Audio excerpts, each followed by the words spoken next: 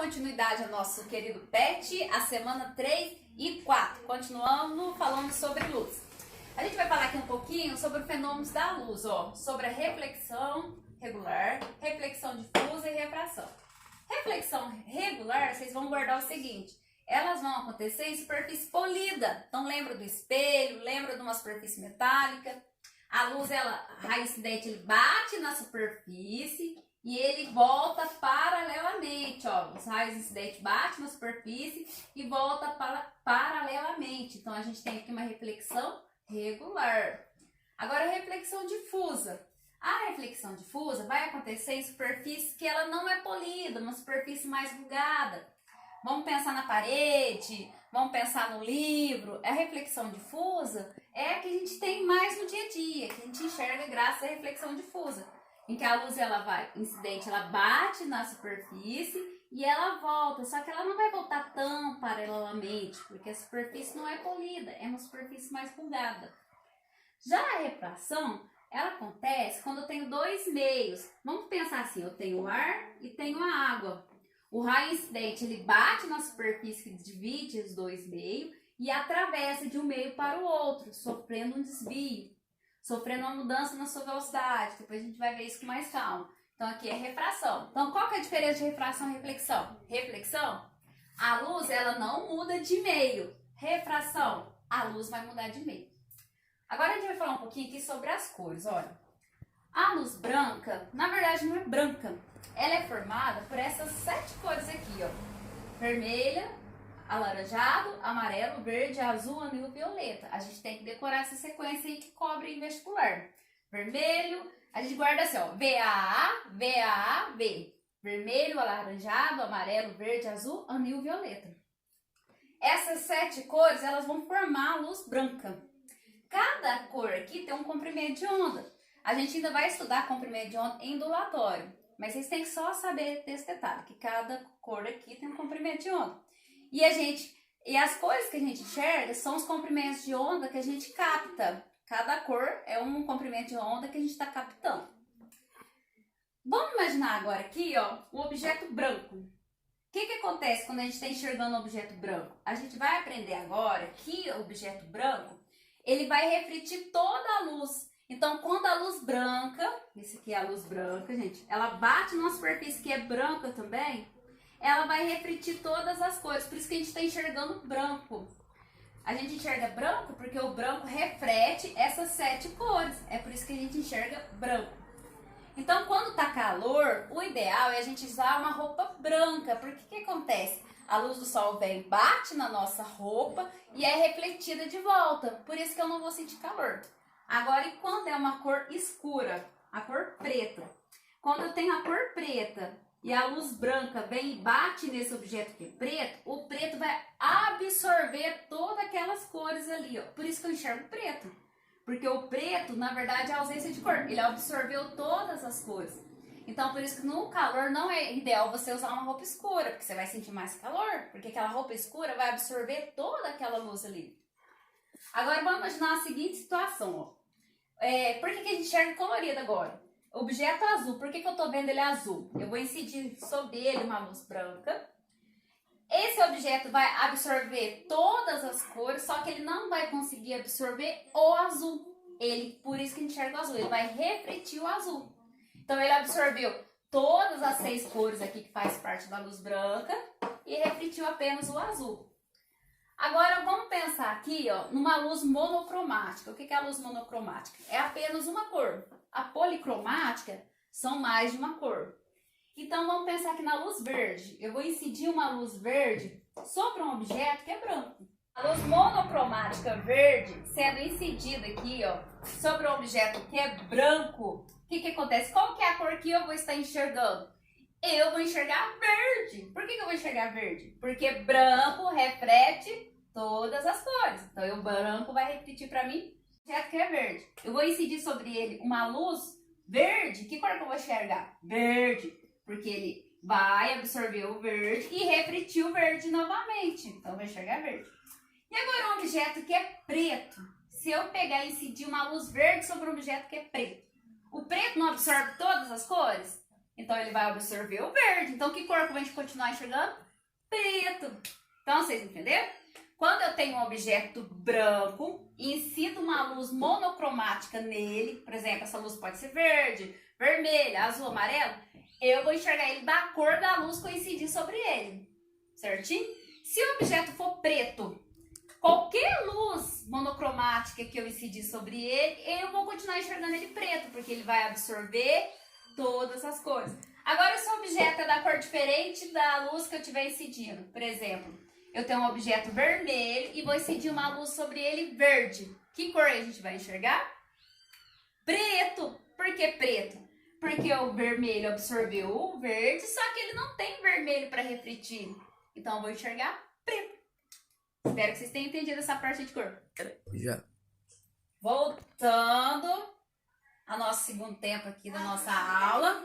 Vou falar aqui um pouquinho sobre fonte putiforme e fonte extensa. Uma fonte putiforme, vamos imaginar uma lâmpadazinha bem pequenininha.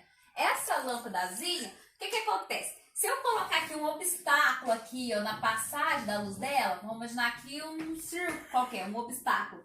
E um anteparo seria a parede, uma parede. Eu vou ver uma região de sombra ou umbra. Tanto faz, você pode vir dos dois jeitos, sombra ou umbra. Então, como que a sombra foi formada? Devido a uma fonte putiforme que tinha um obstáculo e no anteparo foi projetado uma sombra, umbra. Então, fontes putiformes vão formar sombra. Então, vamos guardar isso? Fonte putiforme vai formar sombra. Para que aconteça a sombra, a gente tem que ter um obstáculo e um anteparo. Agora, esse aqui seria uma fonte extensa. Vamos pensar numa lâmpada grande, uma lâmpada bem grande. Uma fonte extensa, além dela formar a sombra, ela vai formar também a penumbra. Vamos imaginar que a gente tem a fonte extensa. Esses aqui são os raios de luz, tá vendo essas setas que eu desenhei? São os raios de luz. Aqui em cima também. Eu vou colocar aqui um obstáculo. Um obstáculo qualquer. O que acontece? Esse obstáculo aqui, ó, na região que está esse obstáculo, a gente vai ter a formação da umbra ou da sombra. Só que como é uma fonte extensa, eu vou ter mais raios de luz aqui, ó, sendo projetado do que lá na fonte putiforme. Eu vou ter uma região aqui, ó, que ela vai receber um pouco de luz, mas só um pouco, só uma parte da luz. Então, eu vou ter uma região aqui, ó, de penumbra. Então, onde que a gente tem uma ausência, onde que eu não recebo a luz total, onde que a luz total não chega, é a penumbra. E onde que eu tenho a ausência total de luz aqui, ó, é a umbra, a sombra. Então, para que isso aconteça, a gente tem que ter o obstáculo e o anteparo.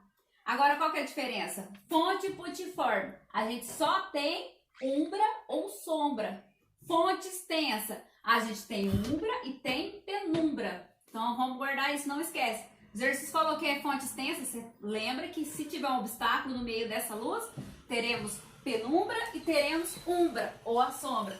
Se eu tiver uma fonte putiforme e eu tiver um obstáculo entre essa luz, eu vou ter a formação de sombra. Esse princípio aqui, gente, é usado nos eclipses.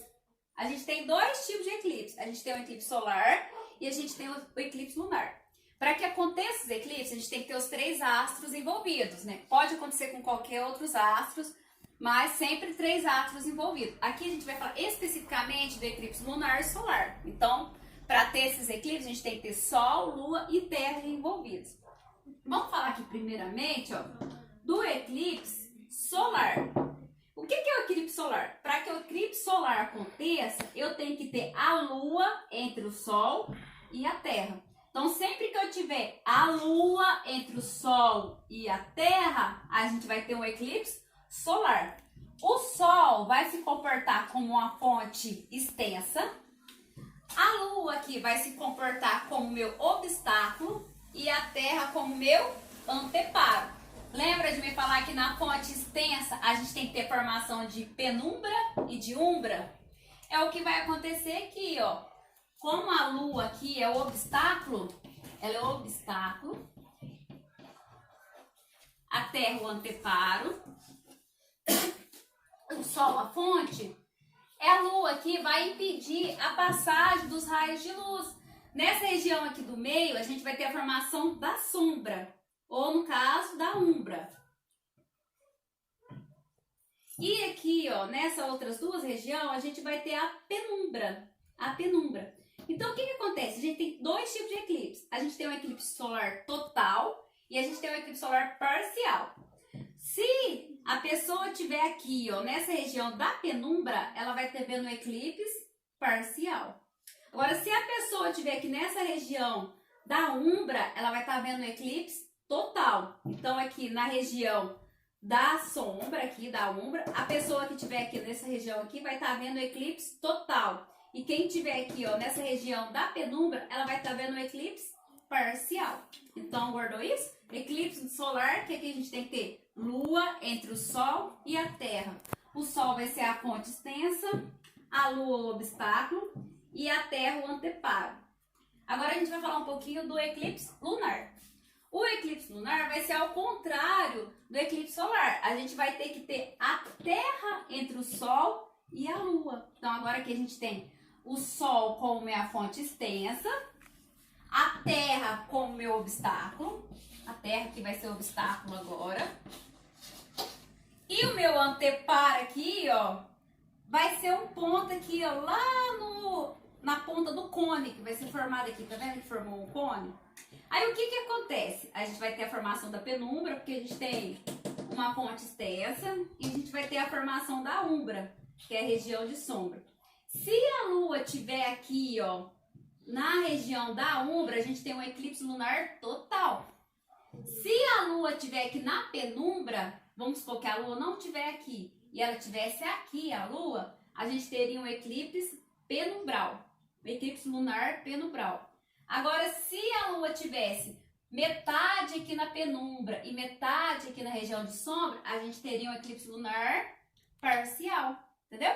Então, na eclipse lunar a gente tem três. A gente tem o penumbral, Lua na penumbra. A gente tem parcial, Lua entre a penumbra e a sombra, ou a umbra. Eclipse lunar total, a Lua na região de umbra aqui, a região de sombra. Então, lembrando que vocês têm que saber diferenciar, né? Lembra que o Sol é sempre a nossa fonte extensa. O que tiver no meio vai ser o obstáculo. Se for um eclipse solar, quem vai estar no meio é sempre a Lua. Então, a Lua vai ser o nosso obstáculo. Se for um eclipse lunar, quem vai estar no meio é sempre a Terra. A Terra vai ser o nosso obstáculo. E o anteparo aqui, no caso do eclipse solar, é sempre a Terra. E o anteparo aqui no eclipse aqui do Sol, ó, vai ser uma região aqui, ó, na ponta do cone. Ou pode ser um ponto qualquer aqui, ó. E a Lua, se ela estiver na penumbra, a gente tem eclipse penumbral. Se ela estiver na sombra, eclipse total. E se ela estiver entre os dois, eclipse parcial. Espero que vocês tenham gostado. Grande beijos aí e até a próxima aula. Tchau, fique com Deus e todos com saúde.